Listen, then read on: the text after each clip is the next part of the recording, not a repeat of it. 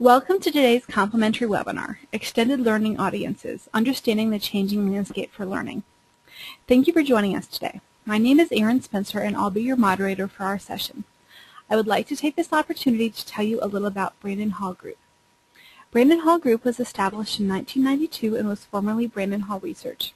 As you may know, we are a research and analyst advisor firm. We have nearly 200,000 subscribers to our services and over 10,000 clients globally. Brandon Hall Group focuses on the areas of learning and development, talent management, leadership development, and executive management. We also specialize in sales effectiveness and marketing impact. We have several offerings for our members, including our Research Member Center, our Knowledge Bases, a Smart Choice certification program, and our Excellence Awards program. I would now like to introduce today's presenters. Our first presenter is David Wentworth. Dave is a senior analyst here at Brandon Hall Group. Our second presenter is John Lay, the Vice President of Sales and Marketing at Meridian. John is responsible for executive management and oversight of Meridian's global sales, marketing, and public relations. John brings a wealth of knowledge and expertise in prioritizing sales activities, navigating complex organizations and sales cycles, focusing on customer challenges, and creating impactful integrated solutions. I'd like to thank Meridian for sponsoring today's webinar. Meridian provides the industry-leading Meridian Global LMS and an array of supporting professional services custom designed to align to unique client needs. They are the #1 ranked human capital management company for customer loyalty with a documented customer retention rate of 98%. Their solutions empower organizations to optimize their learning technology business processes and drive breakthrough results. Before we begin, I would like to invite you as attendees to take an active role in today's presentation. There will be poll questions throughout today's webinar as well as a question and answer period near the close of our session. If you wish to ask a question during today's presentation, we would encourage you to do so. You may ask questions by typing in the question box of your control panel. I will be monitoring today's questions and will be providing some of your questions to today's presenters for their feedback as time permits. Also, all attendees will receive a copy of the slides and a recording of the presentation after the webinar. I will now turn today's platform over to Brandon Hall Group's Dave Wentworth, who will fill us in on today's agenda. Well, thank you very much, Erin, and good afternoon and good morning to everybody, depending on where you are, and thanks for joining us today. And John and I would like to welcome you to today's session on extended learning audiences. Some of the things that we hope to go over today with you are we're going to first, identify the audience that we've got here today, so we have a good idea of who's on the webinar and who we might tailor our presentation to. And then what we want to do is walk through and define what we mean when we talk about the extended enterprise. I'm sure many folks on the line are familiar with the concept, but some may be taking their first steps down that road. So we want to sort of define that as far as what we mean when we talk about delivering learning to the extended enterprise. We're going to look at some of the market data that Brandon Hall has collected around this topic over the past year, and then as well as look at some of the top business priorities that are involved in how delivering learning to the extended learning audience can help meet those business priorities. And we're going to use some real-world examples in there to show you how some companies are achieving these priorities by delivering their learning outside the enterprise. And we're also going to look at the challenges that are involved with this sort of extended enterprise learning, and what we can do to sort of mitigate those and give you some discussion points around what to think about if you're thinking about heading down this road. And of course, we'll summarize and get to some questions that we maybe didn't get to during the actual presentation. So with that, we're going to go ahead and start. I want to go ahead and take a poll of the audience here and see what type of experience the folks on the line have with extended enterprise learning. So you can see the poll here, and if you would just go ahead and click your responses to what you think your particular level of experience is. And if you do want to select other, feel free to type into the chat box or the question box what you would consider your experience to be if you want to share that with us. And we'll take a look at some of those as well. So far, about half of the folks have voted, so we're just going to give it a few more seconds here and see if we can't get everybody on board. 3/4. Anybody else want to join in before I go ahead and close and share our responses with everyone? All right, so I'm going to go ahead and close that. And, oh, hang on one second. And I'm going to go ahead and share those responses with everyone. So hopefully everyone now can see the responses. And it seems like most of the folks on the line here are taking their first steps down the extended enterprise road, John, with a handful right behind there saying that they're in that operations role that does deliver training to an extended enterprise. So does that surprise you that this is the results, or is this sort of what you expected? People are just starting to get into this and want to find out what it's all about? Yeah, this is what I expected. Part of one of the things we'll discuss later is the increasing role of operations in external enterprise initiatives, and really why that is in the industry, and how much we're seeing of that. So it's interesting to see that reflected in these numbers. I thought it'd be lower than that on the call today, but great. Okay, so it gives us a good idea of who's on the call today. I'm going to go ahead and move on to the next part here, where we talk about what the extended enterprise really is. And in reality, it's pretty simple. We're talking about those people that have a connection to your organization in one way or another, but who aren't actually your employees. So it seems pretty broad, and it is. It's a pretty wide category, and some may be surprised at just what kind of reach your organization does have outside of the enterprise. And so, let's take a look at what that means. Who are we talking about when we talk about these people who have an organization who are not employees? So very simply, you've got your organization, and inside that organization you've got your various corporate functions, and many of them are the same for various organizations, and then each organization has their own unique functions that are specific to their business. But inside, typically most organizations, you'll have at least some form of purchasing arm and some sort of sales arm. And why that's important is, while those things all live inside the enterprise, these purchasing functions, these sales functions, are actually windows to the extended enterprise, right? So you've got outside the organization, you've got manufacturers who in turn deliver materials to the suppliers, who put together whatever the products may be, if it's an organization that actually sells hard goods. And then you purchase these products, and that's how these things get into the organization. And so there's this supply chain on this end of things coming into the organization. And then on the other side, coming out of the sales function, is the other end of the supply chain, where it goes out to resellers or franchisees, and then eventually down to the customers. And so really, the extended enterprise is quite vast. And most organizations have a reach probably further than they might actually expect. And granted, this may look slightly different for a given industry or a given organization. There might be a few other steps in between, but in reality, there's always at least something coming in on the supply chain, and most definitely you've got that supply chain that heads out on the other side to those finally reaching those customers. And to give you another sort of visual on that and give you an idea of what we're talking about, so you've got your employees that are internal to the organization, right? And then you also have contractors. So they might not be employees, but they do work for you. So that's another level of employee that you may have that is attached to your enterprise. Then there are partners. Whatever those may be, whether they're supply chain partners or just other organizations where there's a symbiotic relationship where you help sell one another's products through a partnership. And then you have your different sales channels, the different ways that your products and services reach the market. And this is a really big section here, because there's so many different ways that a given organization can reach those customers. And then, of course, at the end of the sales channel, you've got the clients and the customers out there. But even beyond that, there's the brand followers, folks that might not yet be a customer or a client, but are aware of your brand and in some way do interact with your marketing. Those are people that you touch when your marketing reaches those folks, even though they may not have actively participated in the supply chain. You are touching those people, and you're reaching them, and that is part of the extended enterprise. And the learning function can actually help marketing reach those folks. And then, in general, outside that is the public citizenship, all the way around that. just to give you an example of who some of these people might be as we talk, it's different for different organizations, different for different industries. So just as an example, in the public sector, who are we trying to reach? They're trying to reach the citizens. In healthcare, you've got the patients, but also the clinicians on the other end. Associations have their membership.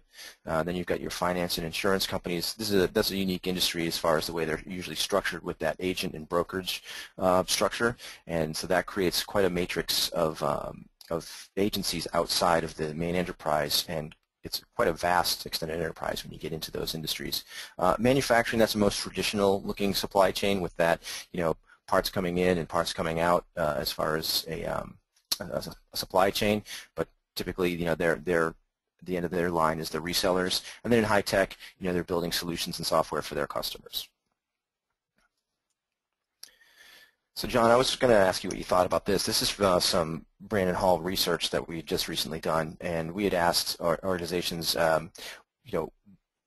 your learning function, is it internal only, is it a combination of internal and external, or is it completely external only as far as who the audience is for the learning function? And you can see there it's relatively evenly split, that almost half of organizations have some sort of external facing learning. You can see that 53% just about are completely internal only, but on the other side of that, you've got that 35.7% that are doing both internal and external. And surprisingly to me, anyway, I thought was that we had 11.4% of organizations that do strictly external learning only. What's your impression of that, John? Does that match what you see in the market? I'm seeing that little piece of the pie really accelerating from external only type solutions. I think what's happening is external learning, in our opinion, is probably the fastest growing segment of the learning technology, the talent management space. And organizations, for example, like 2 or 3 years ago, and we were seeing 1 out of every 4 or 1 out of every 5 RFPs come through that were externally facing, and now we're seeing literally 1 out of every 2 across 2012. And we review hundreds a year that are externally facing. And so, with that growing trend, what we find is that the external groups have been going to the internal departments, but finding that the set of requirements is different. When you're a revenue generator and you're facing out and people interacting with your system is on a volunteer basis, and you may be selling them content or providing them branded experiences, all those things are a somewhat different set of requirements than you see in internal LMSs. And because the scalability is so much greater, because even small organizations might touch hundreds of partners or millions of users, the scalability of the external systems seem to be greater than the internal. And so we're seeing a big trend of making that 11.4 a lot larger here over the last 12 months. Yeah, and I see too, just to your point, that you've got this gap here between the two pieces, the two halves of the pie, if you will, and this line between doing it strictly internally and then doing some external learning. It's not an easy line to cross. I think so many people, when they are internally focused, it's very specific to the business and the organization, and it's not as simple as just simply opening the window and pushing the learning out to this other group. There are definitely a lot of considerations, and so we're going to talk about some of that as we move on. So that was just along the lines of the data collection that we've done around this. Just to give you an idea, as we were looking at different industries, you can see here some of the various industries that and how they came out in our survey as far as whether or not they're doing externally facing learning. And these are relatively broad industry groups. We didn't get down to specific industries. We wanted to keep the data set large enough. So again, this data is relatively broad, but you can see here aerospace transportation, at least 50% of those organizations have some form of external facing learning. Business and consulting services, clearly 72.2% are doing external. And I guess you can consider if you're doing consulting, that's what you're doing, is you're bringing learning outside of your organization and teaching other organizations how to do things. Again, high tech, telecommunications, healthcare, still up there. Here in the financial services, insurance, legal services, a little more tight around there with just over a quarter. And interestingly enough, hospitality and retail saying, as far as our data set anyway, that a very small percentage are doing external facing learning.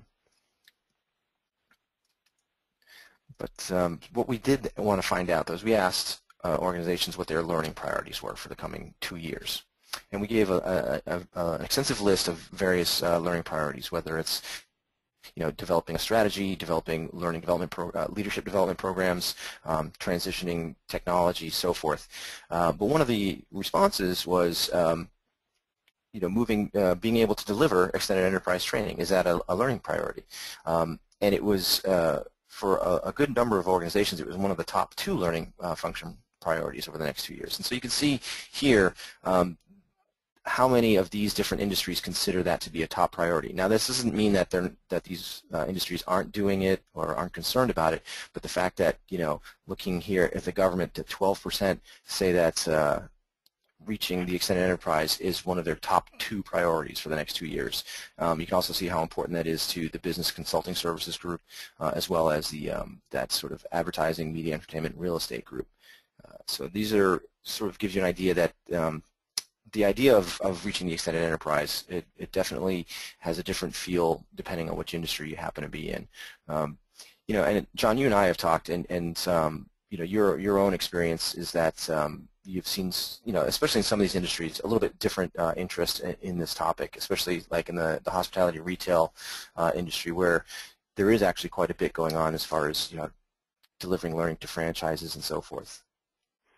Yeah, absolutely. We think anywhere where you don't have captured employees, so it works across restaurants, hotel chains, hospitality, organizations, dealers, anywhere that you have this concept that people are franchising or they're not your employees, but they still need that same, that same level of education, and you still want to have that same level of brand expectation no matter what Wendy's you go to, for example, or what McDonald's.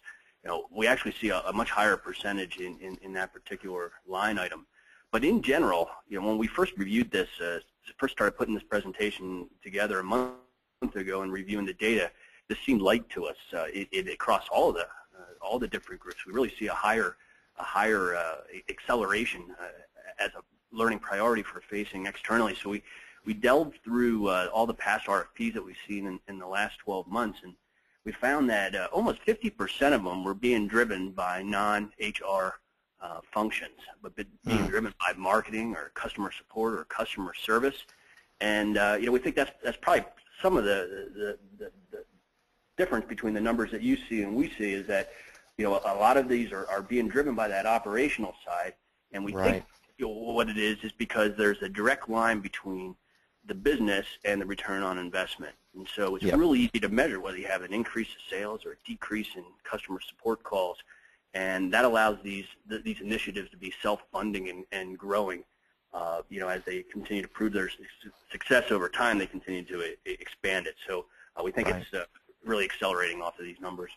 Yeah, and I think you hit on something important there, where the typical survey pool, respondent pool for our study, they're going to be HR and mostly learning people, and they may not actually find external extended enterprise to be one of their priorities, but only because somewhere else in the organization it is a priority, whether it's marketing or sales, customer support, or what have you.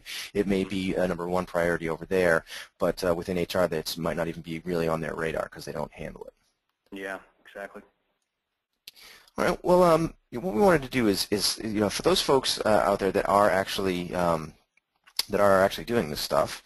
Let me get the poll up, and we wanted to find out maybe what the reason is behind delivering the learning to the extended enterprise. And I know, obviously, from our earlier poll that not everyone's doing this. So those folks that have an organization where they are delivering learning outside the walls, if you could go ahead and just pick out of these 5, and if you do have another reason, feel free to drop that into the question box and put that up there, and we'll see what kind of response we get there.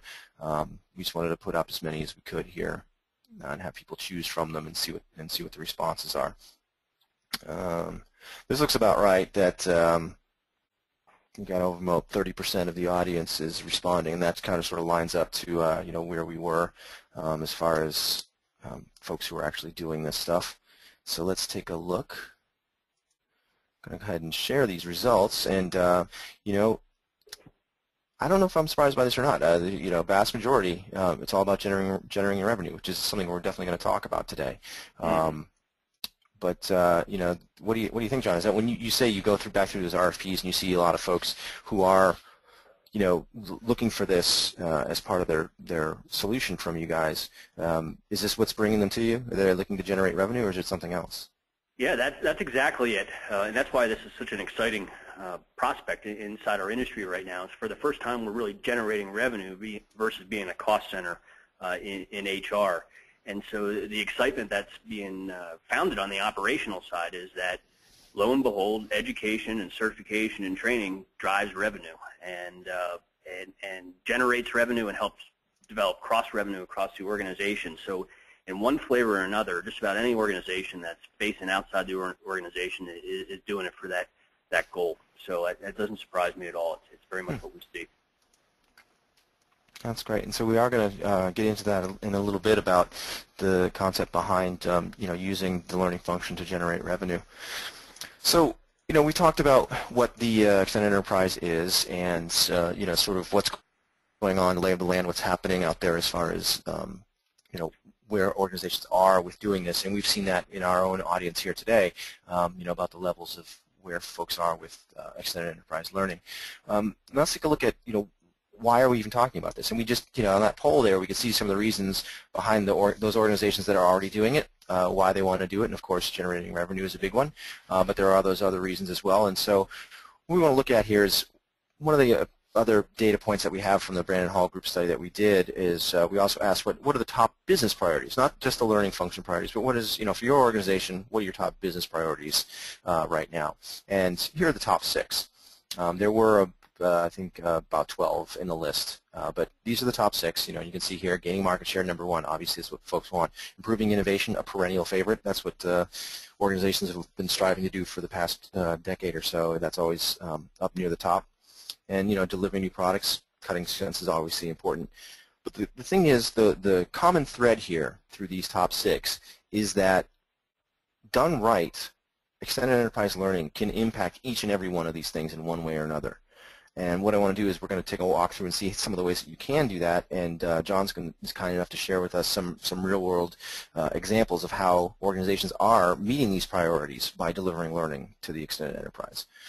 So let's take a look at how extended enterprise learning can help with those business priorities. So let's look at a couple here, the gaining market share and expanding to emerging markets. Well, if you've got a knowledgeable sales channel, if you're delivering training and learning about your products down outside of the organization, and you're training those sales channels so they have the correct knowledge about the right products at the right time, they're completely up to date, and they have your messaging, they have increased selling power. That's going to increase the market share because they know they're better equipped to do their job, and they're just going to be better at selling and gaining that market share. You can expand into emerging markets using that supply chain. Your organization may not have a global footprint as it exists, but your supply chain may stretch across the globe. And so you may have manufacturers or suppliers that are located in different parts of the world. You may have customers or other sales channels in other parts of the world. So those connections exist, and they can be leveraged to help set a footprint in that area and get a foothold and start to build a brand or a presence in those areas. And then, greater exposure for all products and services. Just having that messaging out there, having your language and your learning that is, especially the learning that's focused on your products and services, it just, it increases the exposure on both sides of the supply chain. The manufacturers and the suppliers, they know more about what it is you do and what you produce, and same thing with the sales channels and the customers, and then that sort of marketing target audience that we talked about. There's just more knowledge and more exposure out there for your products. And so what I want to do here is I'm going to have John walk through a case here where extended enterprises help meet some of these challenges. Yeah, thanks, Dave. Healthcare in general is got to be one of the most prolific industries in external learning. Whether you're a pharmaceutical company or an actual healthcare system, hospitals, or you're worried about on a national basis of emergency responders, or you make software or for the medical industry, or you're an association that supports the medical industry, all of them are all targeting that same audience of healthcare workers of one sort or another to build their brand recognition and expand their products and services. So we see a lot of activity across all those different facets here in healthcare. In this particular organization, we pulled this out because it shows a lot of trends that are hot right now and that are incorporated in a lot of external solutions. But this organization is a global pharmaceutical company that has businesses that are really focused on providing products and services around the area of diet and nutrition on a globalized basis. Their target audience is physicians and nurses and dietitians and nutritionists across the world in virtually every language, and they've got a lot of the same complexities of healthcare, of having CFR Part 21 compliance requirements, auditing trails, electronic signatures, things like that. But what they realized is that they're already touching some 75,000 of their audience on a daily basis through their natural channels. So providing them information already, or inviting them to conferences or things like that. So they've already established processes where they're interacting with their audience. And so versus creating a whole new learning management system where you'd send them into a new place, organizations are bringing parts of the learning management system into the portals that they're already supporting their clients with. So things like, because we know who they are in the portal, things like upcoming class schedules, locations, recommended training based on training that I've taken before. So these bringing in these dynamic ways to cross-market and provide content right in the frame of how they're normally doing business. And as a result, they're really able to accelerate the value that they're providing all this audience across the world, and do the exact things that you mentioned on the last page of expanding into new markets and increasing their cross-selling and increasing their supply chain, and doing that all as a part of the lens of the normal way they interact with their end users. So a real nice case study, we think, of reaching a global audience and doing it in a way where the LMS isn't a destination, but rather just a part of the way they do business. Interesting. And so, we also have some of the other priorities that we looked at here, and we saw improving innovation and delivering new products and services, and those things are somewhat hand in hand. Obviously, they're separate, but you can take sort of the same road to reach these things. And part of that, when you've got a good relationship with the front end supply chain, the collaboration with suppliers and manufacturers, that definitely can aid in improving innovation and delivering new products and services. You've got a supply chain set of partners that know more about your organization, they know more about your products, they understand what it is that you do. They can be your partners in innovation as well as creating new products. You'll know more about their capabilities, and of course, innovation is all about collaboration, and so being able to get ideas from outside the organization with partners that have a vested interest in what your organization does can help lead to innovation and new products as well.